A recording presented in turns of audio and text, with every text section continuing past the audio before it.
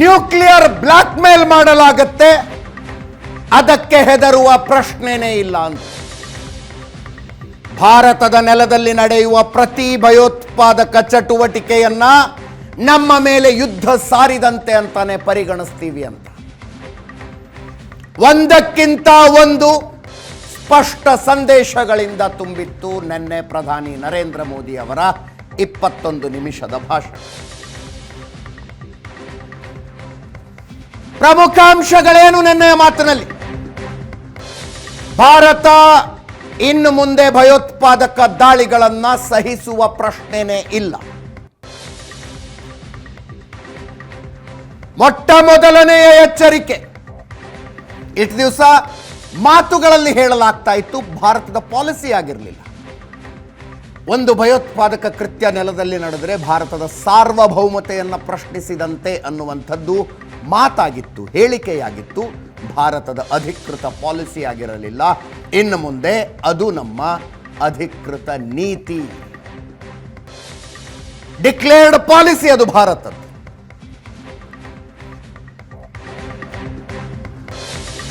ಹೆಚ್ಚು ಕಡಿಮೆ ಆದ್ರೆ ನಮ್ಮ ಹತ್ರ ಅಣ್ವಸ್ತ್ರಗಳಿದಾವೆ.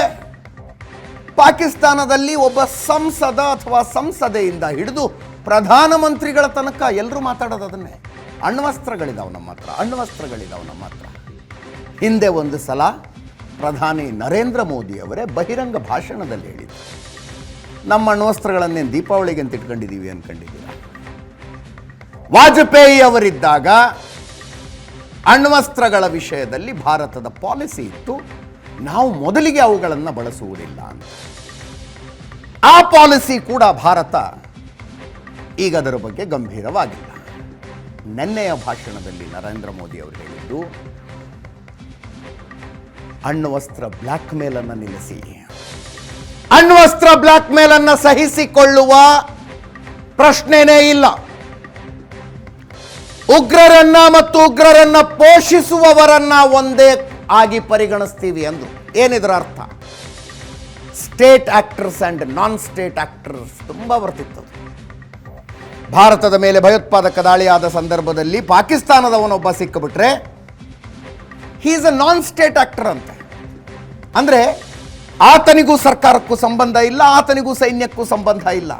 ಅವನು ತನ್ನ ಪಾಡಿಗೆ ತಾನು ತರಬೇತಿ ತಗೊಂಡು ತನ್ನ ಪಾಡಿಗೆ ತಾನು ಭಾರತದಲ್ಲಿ ಬಂದು ಭಯೋತ್ಪಾದಕ ಕೃತ್ಯವನ್ನ ಮಾಡಿದ್ದಾನೆ. ಅದಕ್ಕೆ ಪಾಕಿಸ್ತಾನವನ್ನ ಹೊಣೆಗಾರರನ್ನಾಗಿ ಮಾಡಬೇಡಿ ಎನ್ನುವ ವಾದ ಬರ್ತಾ ಇತ್ತು.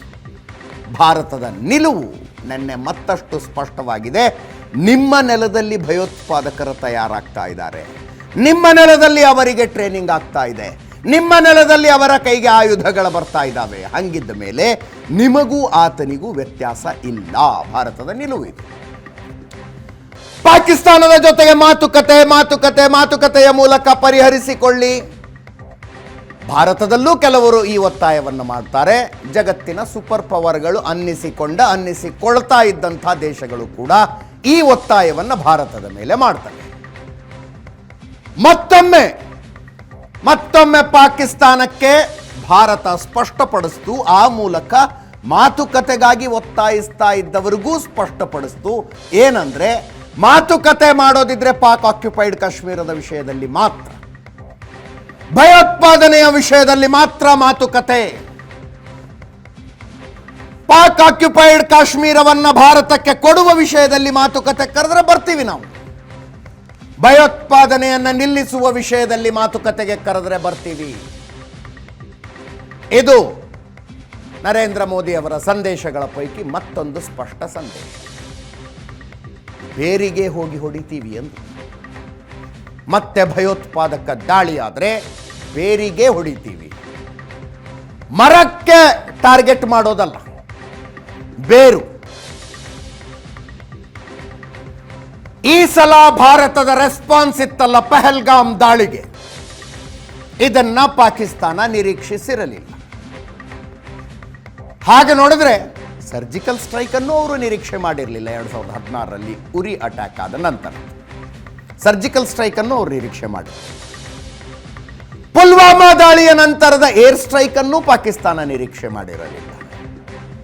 ಈ ಸಲ ಅಕಸ್ಮಾತ್ ಭಾರತ ರಿಯಾಕ್ಟ್ ಮಾಡಿದ್ರು, ಸರ್ಜಿಕಲ್ ಸ್ಟ್ರೈಕೋ ಏರ್ ಸ್ಟ್ರೈಕೋ ಈ ಥರದ್ದೇನೋ ಮಾಡಬಹುದು ಅಂತ ಅನ್ಕೊಂಡಿದ್ದೆ. ಭಾರತ ಈ ಸಲ ಬಹಳ ಬಹಿರಂಗವಾಗಿ ಯಾರು ಸಾಕ್ಷಿ ಕೇಳಬಾರದು, ಈ ದಾಳಿ ನಿಜವಾಗ್ಲೂ ನಡೀತಾ ಇಲ್ವಾ ಅಂತ ಚರ್ಚೆ ಮಾಡಬಾರದು. ನೋಡಿ ನಮ್ಮಲ್ಲಿ ಏನೂ ಆಗೇ ಇಲ್ಲ, ಸುಮ್ಮನೆ ಭಾರತ ಸುಳ್ಳು ಹೇಳ್ತಾ ಇದೆ ಅಂತ ಪಾಕಿಸ್ತಾನ ಪತ್ರಕರ್ತರನ್ನು ಕರ್ಕೊಂಡೋಗಿ ತೋರಿಸಬಾರ್ದು.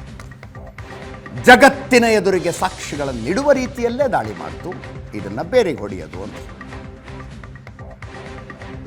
ನರೇಂದ್ರ ಮೋದಿ ಅವರ 21 ನಿಮಿಷದ ಭಾಷಣದ ಕೆಲವು ಪ್ರಮುಖ ಅಂಶಗಳನ್ನು ನಿಮ್ಮೆದುರಿಗೆ ಇಡ್ತಾ ಇದ್ದೀವಿ. ನ್ಯೂಕ್ಲಿಯರ್ ಬ್ಲ್ಯಾಕ್ ಮೇಲ್ ಅನ್ನು ನಿಲ್ಲಿಸಿ ಅಂದರು ಪ್ರಧಾನಮಂತ್ರಿ. ನ್ಯೂಕ್ಲಿಯರ್ ಬ್ಲ್ಯಾಕ್ ಮೇಲ್ ಅನ್ನು ನಿಲ್ಲಿಸಿ ಕೇಳಿಸ್ಕೊಳ್ಳಿ.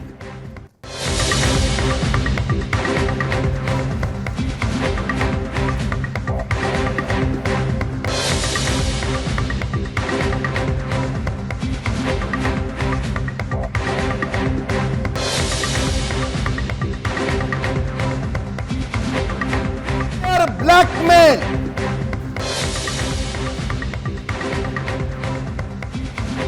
ಪ್ರತಿ ಸಲವೂ ಪಾಕಿಸ್ತಾನದಿಂದ ಬರೋದದೆ.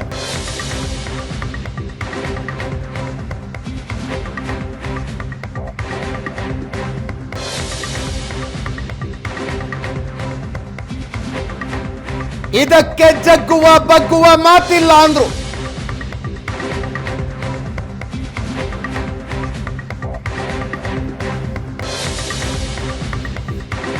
ಚೀನಾ ಮತ್ತು ಟರ್ಕಿಗಳಿಂದ ಪಾಕಿಸ್ತಾನ ತರಿಸಿಕೊಂಡು ಭಾರತದ ಮೇಲೆ ಪ್ರಯೋಗಿಸಿದ್ದ ಡ್ರೋನ್ಗಳು ಅವು ಭಾರತದ ಏರ್ ಡಿಫೆನ್ಸ್ ಸಿಸ್ಟಮ್ ಎದುರು, ಇಂಟಿಗ್ರೇಟೆಡ್ ಏರ್ ಡಿಫೆನ್ಸ್ ಸಿಸ್ಟಮ್ ಎದುರು ವಿಫಲ ಆಗಿದ್ದಾವೆ.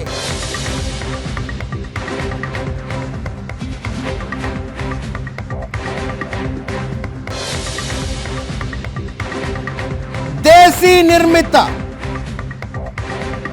ಸ್ವದೇಶಿ ಆಯುಧಗಳ ಶಕ್ತಿಯನ್ನ ಪ್ರಪಂಚ ನೋಡಿದೆ.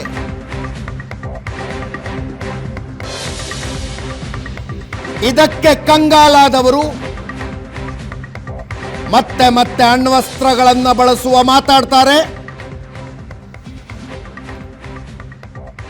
ಇದಕ್ಕೆ ಜಗ್ಗುವ ಬಗ್ಗುವ ಮಾತೇ ಇಲ್ಲ ಅಂತ ಹೇಳಿದ್ರು. ಅದರ ಜೊತೆಗೆ ಅಣ್ವಸ್ತ್ರಗಳ ಬ್ಲ್ಯಾಕ್ ಮೇಲ್ನಲ್ಲಿ ಬೆಳೀತಾ ಇರುವಂಥ, ನಳನಳಿಸ್ತಾ ಇರುವಂಥ ಭಯೋತ್ಪಾದನೆಯನ್ನು ಸಹಿಸೋದಿಲ್ಲ ಅಂದ್ರು. ಕೇಳಿಸ್ಕೊಳ್ಳಿ. एक नया पैमाना, न्यू नॉर्मल तय कर दिया है। पहला, भारत पर आतंकी हमला हुआ तो मुंह तोड़ जवाब दिया जाएगा।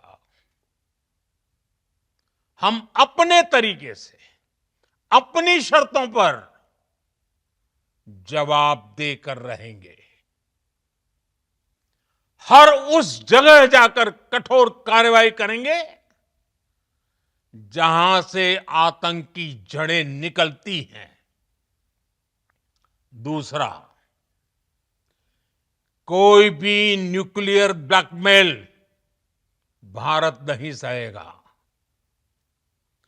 न्यूक्लियर ब्लैकमेल की आड़ में पनप रहे आतंकी ठिकानों पर भारत सटीक और निर्णायक प्रहार करेगा। तीसरा, हम आतंक की सरपरस्त सरकार और आतंक के आकाओं को अलग अलग नहीं देखेंगे। ऑपरेशन सिंदूर के दौरान दुनिया ने पाकिस्तान का वो घिनौना सच फिर देखा है, जब मारे गए आतंकियों को विदाई देने पाकिस्तानी सेना के बड़े बड़े अफसर उमड़ पड़े। एक नया पैमाना, न्यू नॉर्मल तय कर दिया है। पहला, भारत पर आतंकी हमला हुआ तो मुंह तोड़ जवाब दिया जाएगा।